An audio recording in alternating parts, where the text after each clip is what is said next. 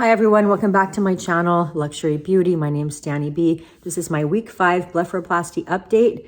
And obviously I have no makeup on, so you can see exactly what you are getting when you are at this point in the procedure. Everyone's will look different. Some people look totally healed by now, and others, some of us have other kind of residual lingering effects. So just a really quick recap. If you haven't seen my other videos, I did have blepharoplasty about 5 weeks ago.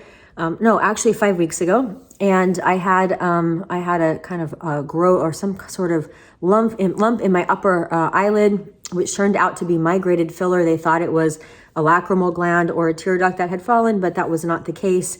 Sadly, it was filler. Too bad. Most likely improperly injected. They usually don't migrate. So anyhow, so I did have that, and I had bilateral eyelid lift called eyelid surgery or blepharoplasty by an oculoplastic surgeon that's very well reputable in my region.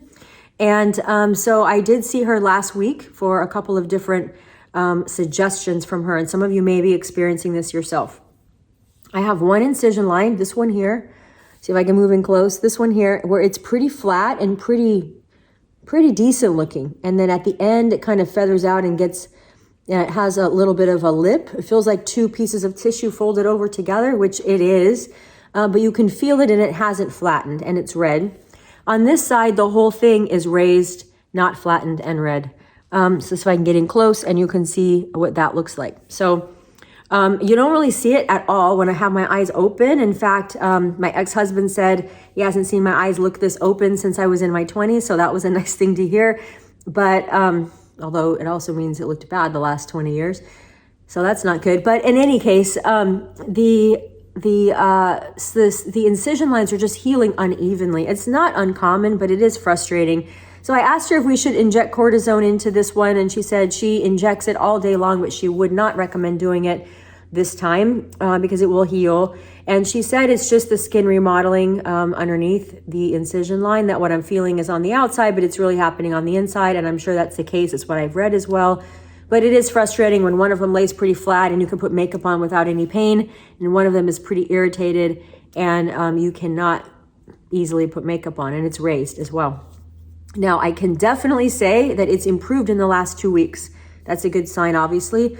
What she told me to do, many of you may be running into this, but always check with your own surgeon, is that on the ends where there is some more, they're still raised and quite red, to use silicone scar gel, but not here. She said on here, if anything, a little bit of cortisone, and she could prescribe some. She didn't want to inject it. She didn't think it was bad enough to warrant that. But a little bit of over-the-counter cortisone. So something you might want to ask your own surgeon about if you're experiencing the same thing. And the other thing that she said is that the unevenness, and you may or may not see this, the unevenness is subsiding. I think it's because this is loosening up and falling, not because this one is going up. That's just my opinion, what I see on my own eyes. So she thinks it's healing well. She doesn't want to see me for a couple more months. So I'll just continue to do short weekly updates that let you know how things are going. Now, one thing I am doing a little bit differently than what she suggested is she suggested the cortisone here. I do that a couple times a day, but at the end of the day, I am using the Mederma Scar Cream Gel, and it's the one time a day gel, and I'm using it on the entire incision. And then on this left side, she never mentioned massage, but I do read about it in the literature quite a bit. So I do massage it very, very gently because it is eyelid skin. And there are lots of tutorials out there on how to do that. I may even make one myself. And you're just lightly touching and pressing on the incision line until you kind of get a little bit of a massage effect. And it just helps it kind of flatten a little bit. So I don't know if it's the scar gel treatment that I'm using that is helping kind of reduce some of it. I don't know if it's time, and I don't know if the massage is helping, but those are the 3 things that I'm doing. So massage, scar gel, time. Now, what your surgeon says may be different. And again, I'm not completely following my surgeon's protocols. I'm using what she said kind of as reassurance and a bit of information, and I'm kind of marrying that with what I read in the literature. So that's my 2 cents. Again, always follow your own surgeon's instructions.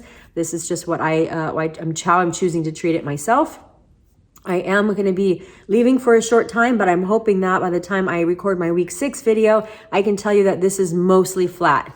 that would be outstanding. And then, you know, this other incision I had mentioned in the week 1 or week 2 video, this other line here, you can see it's kind of raised up and has a little bit of a bubbling effect.